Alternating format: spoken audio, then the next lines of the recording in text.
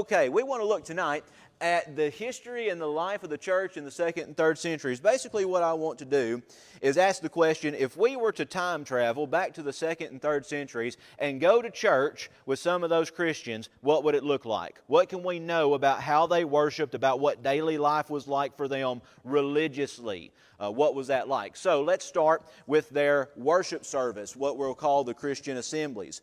Well, we know from the 1st century, and we have the practice and record in the 2nd and 3rd centuries, that the church met to worship and take communion on the first day of the week. Now, I'm going to explain this a little bit further in the near future, so don't stone the messenger just yet. I am not convinced, from my reading of the New Testament, that when you find a worship service on the first day of the week, you find all acts of worship being mentioned all at once. What you have to do in the New Testament is combine different texts and different patterns from different places to see these things happening. But when we get outside of the 1st century or outside of the New Testament and into the 2nd century and 3rd century, the records of what they did include all of these things. And so we talk about having a pattern of worship after the early church. Those things are very important for us to understand. The early church called their meeting the Lord's Day. They met on the Lord's Day. Now, we don't have that designation necessarily in the New Testament. That comes from the 2nd and 3rd century churches. And the question might be, why does that title come up? I mean, even today we talk about Sunday being the Lord's Day. So why does that title come up? Well, it comes up for about 2 reasons. The first is we want to realize that the first day of the week was the day Jesus rose from the dead. Why do we worship on the first day of the week? We do so because that is the day Jesus rose from the dead. Let me give you my 2 cents. There's going to be a lot of that tonight, so just buckle up and get ready. You can make a good argument. It's not the correct argument, hear me, but you can make a good argument for worshiping on Saturday night. And people who believe that you can worship on Saturday night say, well, Saturday at sundown began the first day of the week for the Jews in the Jewish calendar. The problem with that is nobody in the 1st century obeyed that calendar because everybody was looking at the Roman calendar, which started at midnight. Okay, and so Saturday evening is not a good time. Now, another problem is the early church did not meet on Saturday evening. They met early on Sunday morning before sunrise. Now, why did they do that? Well, they did that because, let's see, do I have this up here already? They did that because Sundays were work days. Sundays were not considered a day off in that day and time. And so they call it the Lord's Day to honor the resurrection and to distinguish it from the Sabbath. Now, we have noticed when we looked at the 2nd century and the 1st century a couple of weeks ago that the church, Christians, were viewed by the Roman government as just another offshoot of Judaism. Over time, Christians began to form their own group and give that divide between the Jews and the Christians, accepting the Jewish Old Testament as their scriptures, but making that divide. And so we don't want to be confused with the Sabbath, which the Jews held as a holy day, and so we're going to have the Lord's Day. You have Jewish Christians. There are many Jews who convert to Christianity. I hate the word convert for Jews because it's not really conversion. It's more of the fulfillment of what Judaism should be. But anyways, at this time, those Jewish Christians still celebrated the Sabbath. They didn't worship on the Sabbath. They didn't go to synagogue on the Sabbath, but they viewed the Sabbath as a day to rest. And then they would participate in the Lord's Day on early Sunday morning. Now that's interesting for a number of reasons, particularly because even today, why do we have a weekend? Well, we have a weekend because Saturday is the Sabbath and it's a day of rest, and that came into our tradition for everyone to have a day of rest. And then Sunday is the Lord's Day so people could go worship. Okay, so that's kind of interesting. Now, we noticed already that Sundays were work days at this time. We've talked a little bit about Pliny the Younger. He's the one who wrote the letter to Trajan asking, what in the world am I supposed to do with all these Christians who are unwilling to renounce Jesus and bow to the emperor? And Trajan says, I'll just do whatever you want. And so Pliny's kind of left between a rock and a hard place. But Pliny talks about how the Christians met before sunrise on Sunday. Why did they meet before sunrise? Now, we've already established that Sunday was a work day. And so what a lot of Christians would do is they would go to worship and then they'd go to work, right? Another reason is it is illegal at this time to meet in secret. And so if you're having a public meeting that isn't sponsored or ordained by the state government, then you better do it at a time when people wouldn't be out. And so that would be before sunrise. The early church, 2nd and 3rd centuries, met twice on Sunday. They met once in the morning before sunrise. They would worship, take communion, sing, read the Bible, pray together. But then they would meet again in the evening, and this is particularly to share a meal. Ladies, I know how frustrating and complicated it gets when we have fellowship meals. Could you imagine doing it every single week? They did. And so the purpose of this fellowship meal was, this might have ties, scholars debate this, but this might have ties to the love feast. And the love feast was a time in the worship service where Christians would come together. They would eat a meal, they would take the Lord's Supper during the meal, and they would make sure that the needy were provided for with food. Okay, and so the love feast, I'm a click behind. The love feast was used for two main reasons. Number one, it was used to facilitate fellowship, and number two, it was used to help those who are in need. Now understand, in the early church, most Christians are needy Christians. Okay, most Christians are poor. But it's also the case that Christians, in the early church especially, had a very benevolent mindset. And that's really the way the early church grew in the 2nd and 3rd centuries. They didn't grow so much from people standing on the street corner and preaching or convincing people to leave paganism in favor of Christianity. They won people by helping people. And that is one of the greatest ways the church can win souls today, is through benevolent work. And that's something that I think we need to keep in mind. So that's what their worship service composed of as far as times. You meet Sunday morning before sunrise, and then in the evening for a meal. It is commonly believed that the early church met in homes. Right? Some of y'all may have even heard this. It's been very popular over the past 25 years for some of our more conservative brethren to say, if you're going to meet, and we believe that we're the restoration movement, that we are trying to restore that first century church, which means we have to do everything exactly the way the first century church did it. And so the first century church met in homes. Therefore, we must meet in homes. Have y'all heard that? Okay, here's why that's absolute and utter nonsense. Because the earliest Christians didn't meet in homes, did they? Where did the earliest Christians meet? In the synagogue, which to my recollection is basically a church building.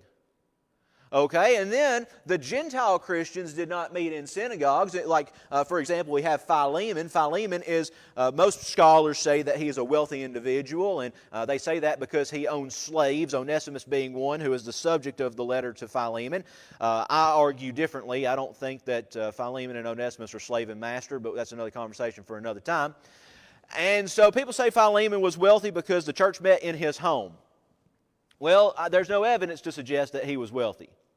All the evidence is that he was a slave owner, which every free person in the ancient world was a slave owner, whether you're wealthy or not, and that people met in his homes. Well, I have absolutely no idea how many people met in his home. It could have been 10, 15, it could have been 100. I don't know. But he doesn't necessarily have to have a big home for people to meet in his home. So, it is commonly believed that the early church met in homes.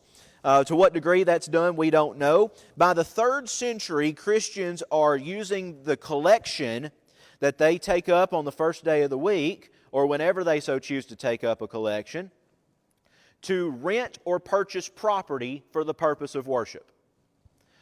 So let's say 250 years after the New Testament, we have a history of having one centralized location where we can all come together and worship.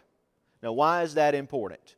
Well, let's say that everybody was meeting in homes. And let's say that we're going to put it on a rotation. And so this week we're going to meet at mine and Kayla's house, and next week we're going to meet at John and Judy's house, and next week we're going to meet at Robin and Kathy's house. Well, guess what? If you're sick and you don't show up for worship, you don't have any idea where to go the next week. Right? So there's some logistical reasons why we might want a centralized place of worship. One thing that we said over and over and over again when this building was being built, and when we got in this building, is that we wanted this place to be a tool for outreach, to be a tool for the gospel, to be a tool for teaching. That's all a building is. A building is a tool in the church's tool belt. And that's what the early church viewed their buildings as. So as early as the 3rd century, we have record of that happening. Okay, what did they do in the worship service? Well, let me get back on my 2 cents here. There are places in the New Testament where you can turn to and see activities in the worship service. One in particular is Acts chapter 2 and verse 42. The Bible says, "They were devoting themselves to the apostles' teaching and to fellowship, to breaking bread and prayer." There's nothing in that passage that I read that talks about it being done on the first day of the week. That seems to be a continual activity of the early Christians. It wasn't just 1 hour on Sunday. That's what they were doing all the time. They were listening to the apostles' teachings. They were fellowshipping together. They were breaking bread, which many people refer to breaking bread there as taking the Lord's Supper. Perhaps it is. We just don't really know because it doesn't say anything specifically about taking the Lord's Supper. And then a few verses later, it says, verse 46, every day they continued to get together. Every day they continued to gather together by common consent in the temple courts, breaking bread from house to house, sharing food with gladness and humble hearts. It seems to me that in Acts chapter 2, the overall message of what the early church was doing is, 1, they were fellowshipping, and 2, they were learning, which is what the church needs to be.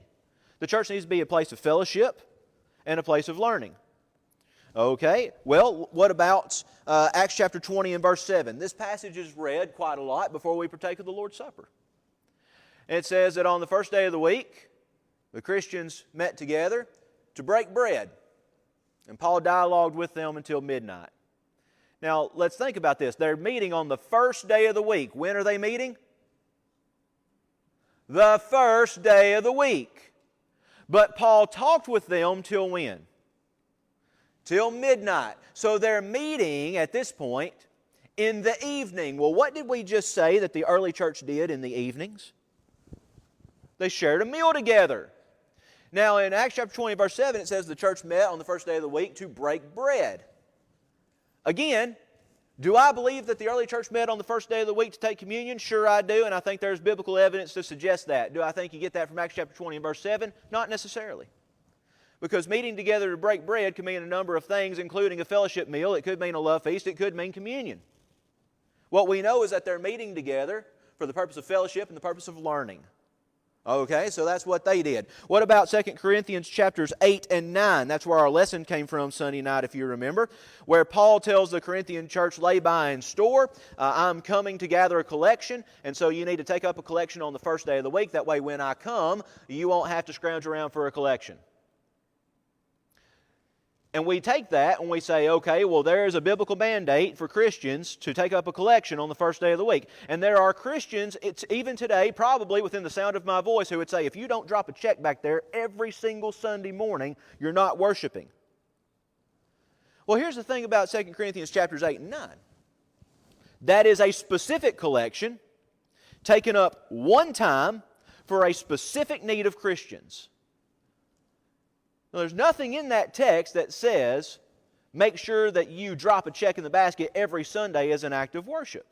Now, do we give as an act of worship? Of course we do. How do we know? Matthew chapter 6, Jesus says that when you give, do so privately and make a regular habit out of it. God loves a cheerful giver. We need to be benevolent and generous with our money. And Christians have an obligation and a responsibility to make sure the work of the church continues financially. Okay, so there's 2 Corinthians chapters 8 and 9. Ephesians 5, 18 and 19 talks about singing. That we're not to be drunk with wine, but we're to be filled with the Spirit, singing to one another in psalms, hymns, and spiritual songs.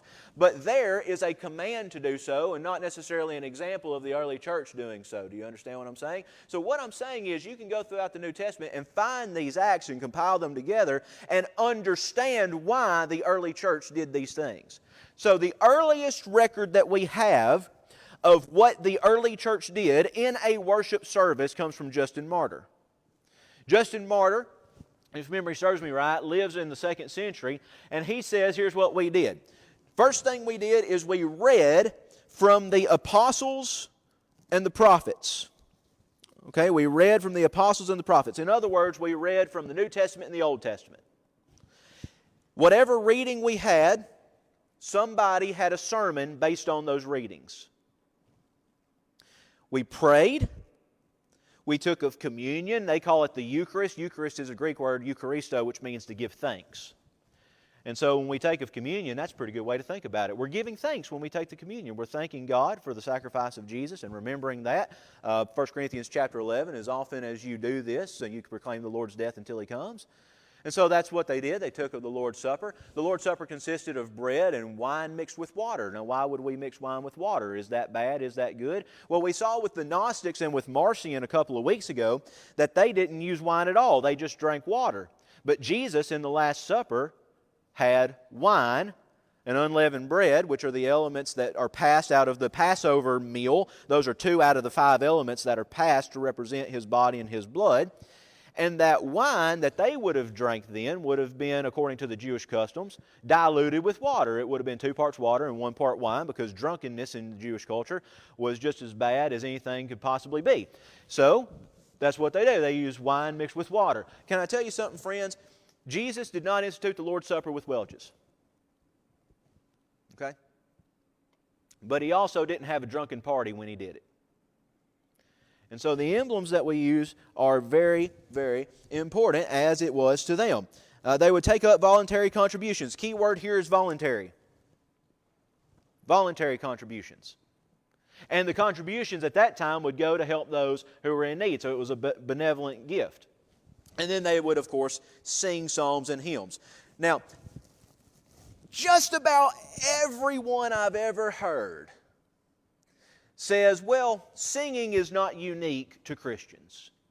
The Jews sang as a form of worship. The Psalms, the book of Psalms, is the Jewish psalm book. The problem with that is, that's not true. There were Levitical singers who would sing as a form of worship. There's the Song of Ascents that you would recite or perhaps sing as you went up to the temple in the book of Psalms. But the Psalms were not Israel's songbook. There's no singing that takes place in the synagogues. There might be some singing around the temple, but there's no singing in the synagogues. It seems to be the case, and you can ask me later, and I'll send you a video from a scholar who is a member of the church who talks about this much more in depth than I can. But it seems to be the case that singing as a form of worship is uniquely Christian. That is incredibly interesting, because everybody in the world wants to say Christians didn't invent anything. We stole from everybody else. Well, singing as a form of worship seems to be uniquely Christian. And the early Christians, which most of you I'm sure probably know this, sang without the use of mechanical instruments. There is no record until the Middle Ages of worship taking place with mechanical instruments. Okay, and there's no provision of that in the New Testament for worship either, and that's another conversation for another time. What's so interesting about what Justin tells us is he tells us that the worship service was divided in 2. You had one worship service that was for everybody, and then another worship service that only the true Christians, let's say, could attend. So the first worship service for anybody would include the public reading of Scripture, the hearing of the sermon, and prayer. And I suppose singing might have been involved in that too. The other part that others weren't able to participate in particularly revolved around the Lord's Supper. So let's address a question that I think most of us have probably had over the course of our life. If I bring a friend to church on Sunday morning, and this friend has no idea what the church is, never picked up a Bible, never darkened the doors of Sunday school, and we walk in and you have the communion sitting out there, the communion kits to pick up as you walk in. And my friend picks up a communion kit and comes in and sits down, and we take the Lord's Supper, and my friend opens up that communion kit and takes the Lord's Supper.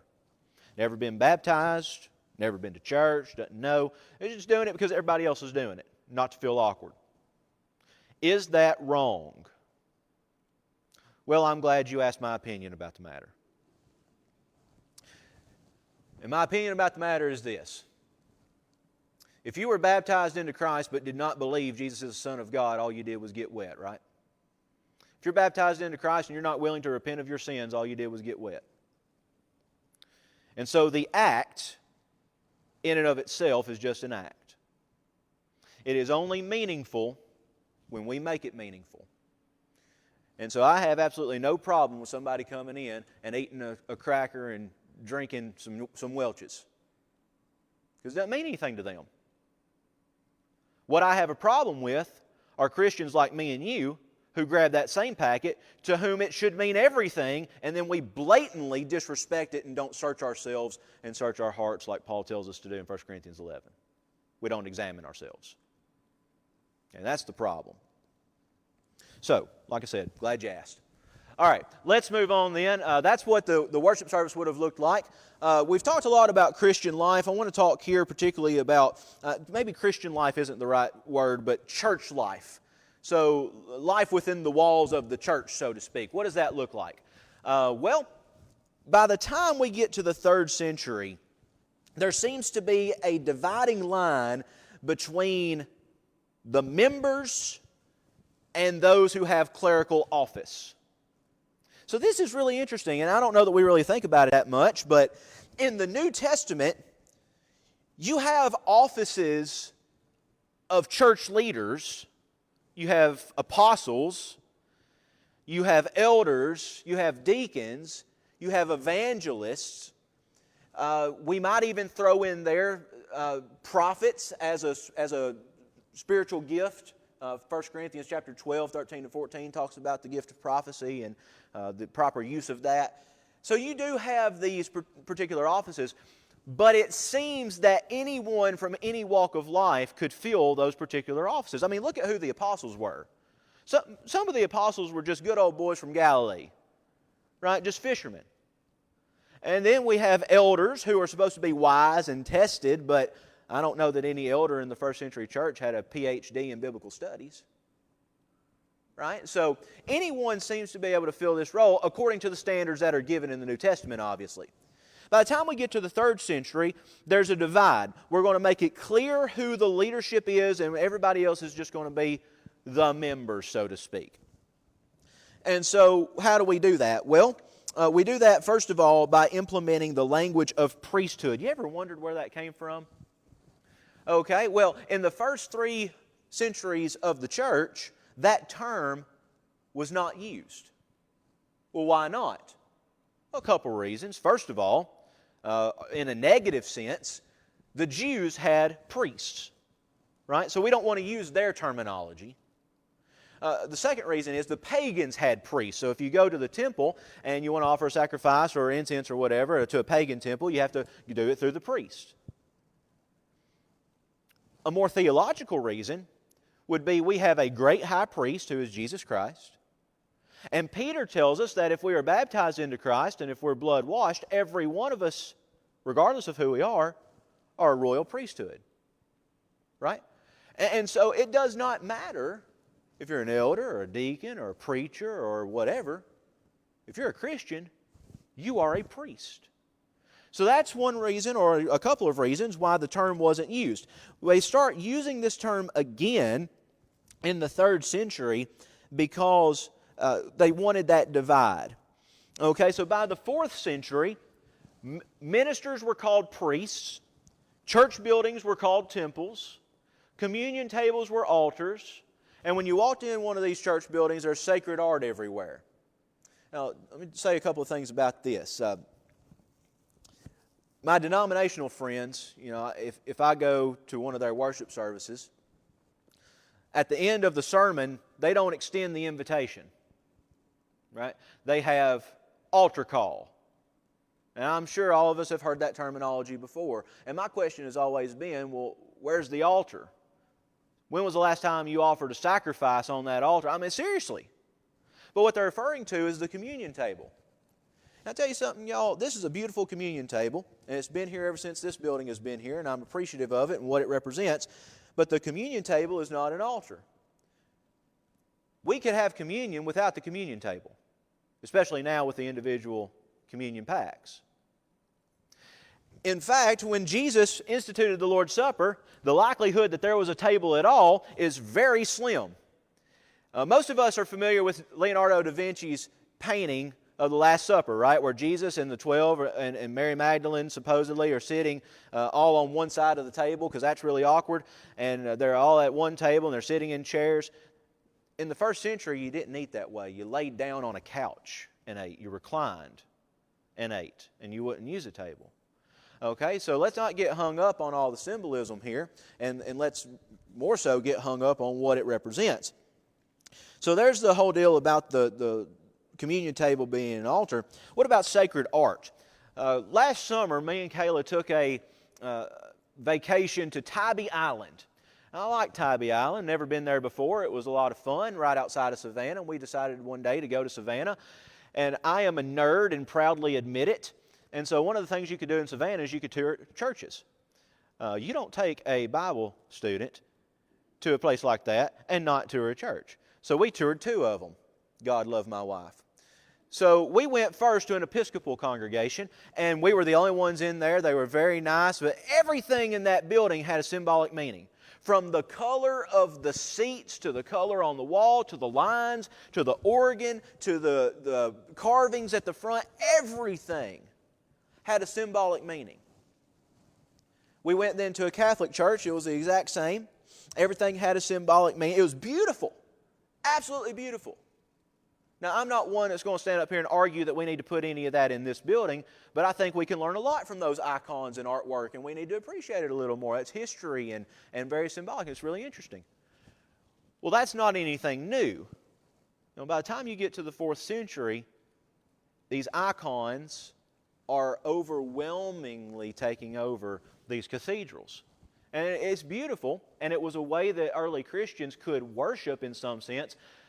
But what we find is that it runs a very fine line, and many times crossing the line, from iconography into idolatry. And we begin worshiping saints, right, which is even still carried out today in some of our religious neighbors. Okay, so in addition to meeting on Sunday, there is a document called the Didache. Didache is just a Greek word. It means teaching. And it was it's written around the same time as the book of Revelation. Now, next Wednesday night, Lord willing, when we come together and we talk about baptism, we'll talk about baptism from the Didache, and it shows baptism in a totally different way than what the New Testament shows baptism. And so just as late or early, whichever way you want to look at it, as the book of Revelation, we already have teachings spreading that don't align with the New Testament. But the Didache says that Christians should fast on Wednesdays and Fridays. Why Wednesdays and Fridays? Well, because the Jews fasted on Mondays and Thursdays. And we can't do what the Jews do, right? Now, to be completely fair, not every Jew fasted on Mondays and Thursdays. Only the Pharisees did that. Okay, and so in Matthew chapter 6, when you read about fasting, right, you have the triad of Jewish piety in Matthew chapter 6. You have giving, prayer, and fasting. Jesus says when you fast, don't let anybody know. Don't be like the hypocrites who put on that sunken face. There's record of these Pharisees actually putting on makeup to make themselves look like they fasted longer than they have. But it was popular for them to fast on Mondays and Thursdays, and so that was what they did. They would fast. This is interesting to me. I wrote my master's thesis on fasting. Some of y'all will remember when I presented a couple of lessons on that in a Wednesday night class several years ago. But it's interesting to me because Acts chapter 14 and verse 23 says that we need to have elders in every congregation. That to every congregation Paul went to, he appointed elders. And we will scream till we're blue in the face that if a congregation doesn't have elders, then they either need to have elders or not meet or join with a congregation that has elders. And you know what? I'm kind of aligned with that view. But that same verse says Paul appointed elders by fasting. And I do not know of any congregation in my lifetime, honest to goodness truth, that has ever fasted before installing elders. And maybe we ought to. It's right there in the same verse. Okay, so that's what they did. They fasted. They also said that to be pious, you need to pray. You need to pray at least 3 times a day. Why do we pray before every meal? Because they did. It's a convenient time to pray. Now, they would also say, some of these early church fathers would say you need to pray 5 times a day when you wake up, at each meal, and then again at night. And so that means 5 times. It's the early church, it doesn't seem, prayed before the meal so that God would bless the food to the nourishment of their bodies and their bodies to His service. That is a churchism that I think we need to throw out. First of all, God has already blessed the food by blessing the ground to grow the food. And I can promise you, I am no scientist, but God is not going to change the molecular construct of that donut to bless your body. It's probably going to do more harm than good. And then we say, bless our bodies to your service. Well, what does Romans chapter 12, verses 1 and 2 say? Paul says, present your bodies as a living sacrifice, holy and acceptable to the Lord. Everything I do with my body, including the food that I take in, needs to be holy and acceptable to God. Okay, so pray before your meal. Why do you pray before your meal? It's not to bless your food. It's a convenient time to pray. The early Christians adopted this from Judaism. They adopted what's called the two-way teaching. The two-way teaching is, we use it today, and it's really an effective way of teaching. That it's either this or this, and there's no other option. Okay, so this is what we say in the church. How many churches are there in the New Testament, class? Uno. And if there's only one, then you're either in it or you're not. There's your 2 options. Now, side note, I think that is a very helpful thing to understand as we try to evangelize to our friends. If we can establish that there's one church and you're either in it or not, it's a pretty good way to start. Okay, so that's what they did. Now, the problem with that is because they understood these 2 ways, and I talk about Jesus having this teaching in Matthew 7, 13 and 14. Broad is the way that leads to destruction, narrow is the way that leads to eternal life. It's either one or the other. You're on one path or the other, so there's your 2 ways. Now, the problem with that is the 10 Commandments do not necessarily include everything we'd like them to include. So, for example, their big thing was a hang-up about thou shalt not kill and thou shalt not commit adultery. And say, well, thou shalt not commit adultery. Okay, well, we understand that you don't need to cheat on your spouse, but what about fornication? What about hedonistic pleasure? What about bestiality? And what about homosexuality? And so they broadened that to include those types of things, which are also forbidden in the law of Moses, just maybe not in the 10 Commandments under the parameter of adultery. What about killing? Well, there's a problem there with translation because the word in Hebrew is not kill. The word is murder. You shall not murder. Right? And so murder is a little bit different than killing, but the 2 instances here that they expand it to would include murder. The first being abortion. Abortion is not anything new. People have practiced abortions from the earliest days of humanity. It's a very unfortunate thing, but it's a very real thing, and it continues even to this day, killing more than World War I and II combined. Okay, so we can't have abortions because that expands killing to include the killing of an unborn child. The Christians believe that life began at conception. And I think we would all argue that, looking out across this room. Life begins at conception. The Jews, on the other hand, would take it one step further and say life begins before conception. The Jews believe that every human being to ever live is all wrapped up in whoever the patriarchal ancestor was. That's another conversation for another time, but we're expanding this to say you can't take life in the womb, which is also included in the law of Moses, just not in the 10 Commandments necessarily. What about child abandonment? In the 1st century, and of course we're talking here about 2nd and 3rd century, this moves on until Constantine, but when a child is born, that child is presented to their father. These are not the days of today where there's 15 people in the delivery room. Can we go back to the old days? These are the days when there was a midwife and the woman and, God willing, the baby. And then they bring that baby out and they present it to the father. If the baby was a little girl, that father could accept the baby or reject the baby. If it was a boy that had deformities or whatever, he could accept or reject.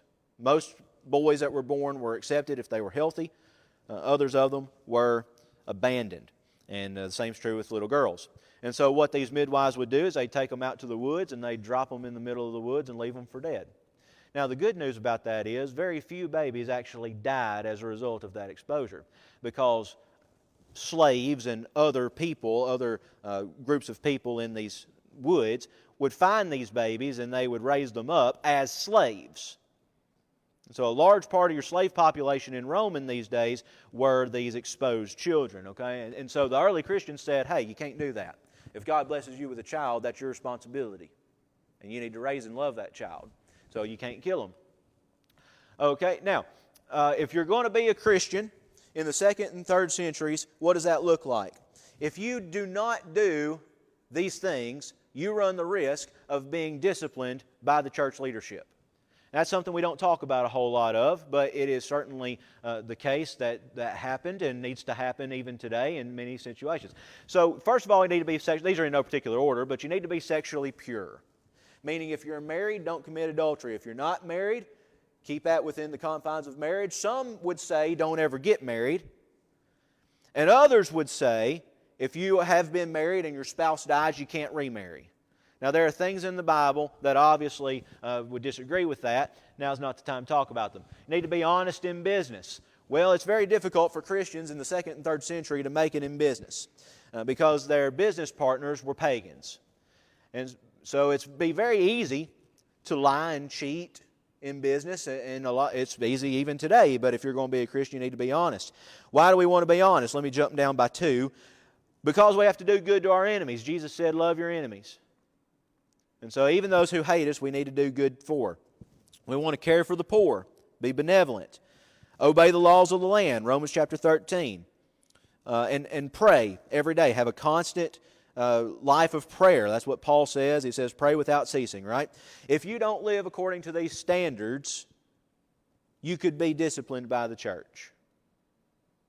Now let me say one thing about disfellowship. There's one instance of disfellowship in the New Testament, and it's found in 1 Corinthians. And the problem is there is a gentleman in the congregation who's having an incestuous relationship with his stepmother. Now notice what Paul says. Paul says, this is so detestable that even the Gentiles would not even do this.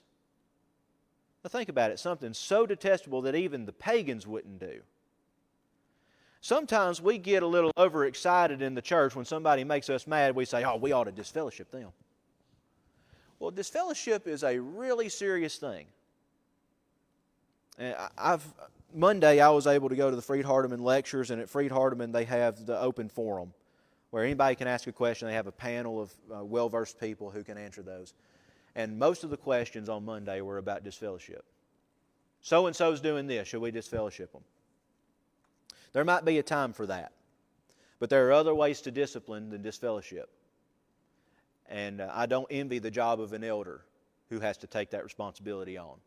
Okay, we're going to skip over this. I got about 5 minutes, and I want to talk about one more thing. Women in the church in the 2nd and 3rd centuries. Okay, now, to be fair, we do not know a whole lot about women in the church. All the writings that we have are from men. All the problems in the church were caused by men. Go figure. But what we do know is that the number of women believers outnumbered that of men. Would you be surprised to know that that is the same today? There are more female Christians than there are male Christians, at least in the United States, I would say probably in the world. I hadn't looked at the statistic, but at least in the United States. Now, why is that? Well, it seems that the gospel message was more readily heard by women because women did not, some women worked a job, but most women did not. They were at home and had the means to go to worship and things like that. And women typically are more tender-hearted and benevolently minded and things like that. Okay, so what we do know is that in this day and age, in the 2nd and 3rd century, what we find women doing is fulfilling their traditional roles. Now, the word traditional in today's day and age is kind of an ugly word. But what I mean by that is we find women doing that which God designed them to do, which is they were being wives and they were being mothers.